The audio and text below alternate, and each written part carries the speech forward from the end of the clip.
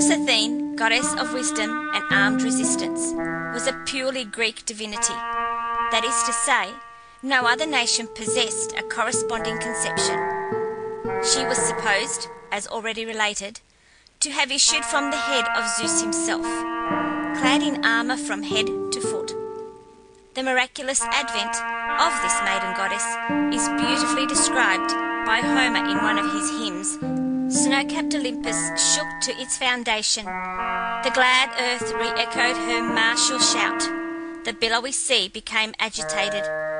And Heloise, the sun god, arrested his fiery steeds in their headlong course to welcome this wonderful emanation from the godhead. Athene was at once admitted into the assembly of the gods, and henceforth took her place as the most faithful and sagacious of all her father's counsellors.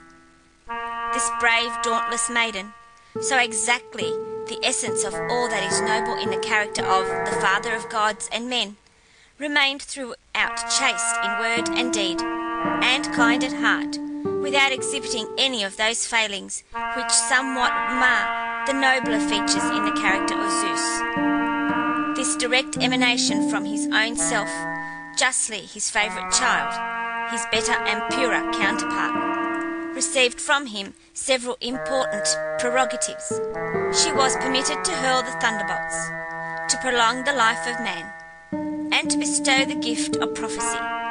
In fact, Athene was the only divinity whose authority was equal to that of Zeus himself, and when he had ceased to visit the earth in person, she was empowered by him to act as his deputy. It was her special duty to protect the state and all peaceful associations of mankind, which she possessed the power of defending when occasion required. She encouraged the maintenance of law and order, and defended the right on all occasions, for which reason, in the Trojan War, she espouses the cause of the Greeks and exerts all her influence on their behalf. The Areopagus, a court of justice where religious causes and murders were tried, was believed to have been instituted by her, and when both sides happened to have an equal number of votes, she gave the casting vote in favour of the accused. She was the patroness of learning, science and art, more particularly where these contributed directly towards the welfare of nations. She presided over all inventions connected with agriculture, invented the plough, and taught mankind how to use oxen for farming purposes. She also instructed mankind in the use of numbers, trumpets, chariots, and sea, and presided over the building of the Argo, thereby encouraging the useful art of navigation. She also taught the Greeks how to build the wooden horse, by means of which the destruction of Troy was effected. The safety of cities depended on her care, for which reason her temples were generally built on the citadels, and she was supposed to watch over the defence of the walls, fortification, harbours, and sea. A divinity who so faithfully guarded the best interests of the state, but not only protecting it from the attacks of enemies, but also by developing its chief resources of wealth and prosperity, was worthily chosen as the presiding deity of the state, and in this character was an essentially political goddess. She was called Athene Pallas. The fact of Athene having been born clad in armour, which merely signified that her virtue and purity were unassailable, has given rise to the erroneous supposition that she was the presiding goddess of war. But a deeper study of her character in all its bearing proves that, in contradistinction to her brother Ares, the god of war, who loves strife for its own sake, she only takes up arms to protect the innocent and deserving against tyrannical oppression. It is true that in the Iliad we frequently see her on the battlefield fighting valiantly and protecting her favourite heroes, but this is always at the command of Zeus, who even supplies her with arms for the purpose, as it is supposed that she possessed none of her own. A marked feature in the representations of this deity is the aegis, that wonderful shield given to her by her father as a further means of defence, which, when in danger, she swung so swiftly round and round that it kept at a distance all antagonistic influences, hence her name Pallas, from pallo, I swing. In the centre of this shield, which was covered with dragon scales, bordered with serpents, and which she sometimes wore as a breastplate, was the awe-inspiring head of the Medusa, which had the effect of turning to stone all beholders. In addition to the many functions which she exercised in connection with the state, Athene presided over the two chief departments of feminine industry, spinning and weaving. In the latter art she herself displayed unrivalled ability and exquisite taste. She wove her own robe and that of Hera, which last she is said to have embroidered very richly. She also gave Jason a cloak wrought by herself, when he set forth in the quest of the Golden Fleece.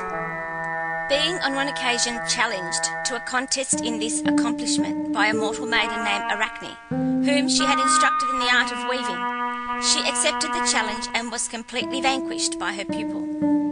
Angry at her defeat, she struck the unfortunate maiden on the forehead with the shuttle which she held in her hand, and Arachne, being of a sensitive nature, was so hurt by this indignity that she hung herself in despair and was changed by Athene into a spider.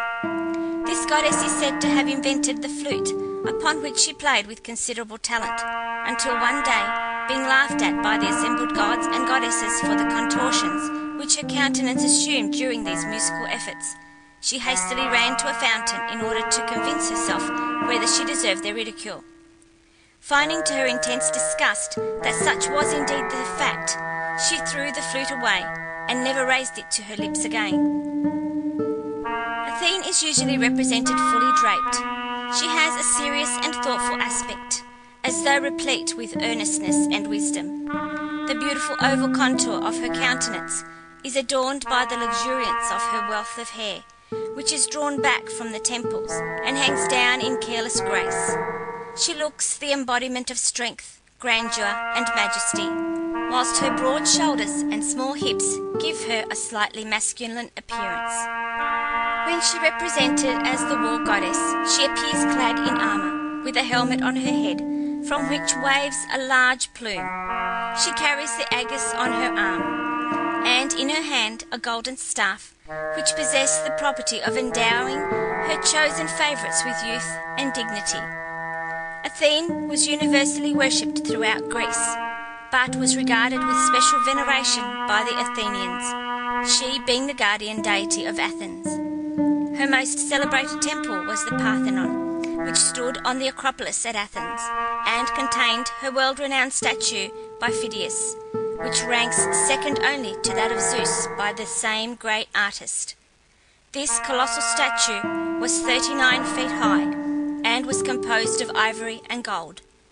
Its majestic beauty formed the chief attraction of the temple. It represented her standing erect, bearing her spear and shield in her hand. She held an image of Nike, and at her feet there lay a serpent. The tree sacred to her was the olive, which she herself produced in a contest with Poseidon.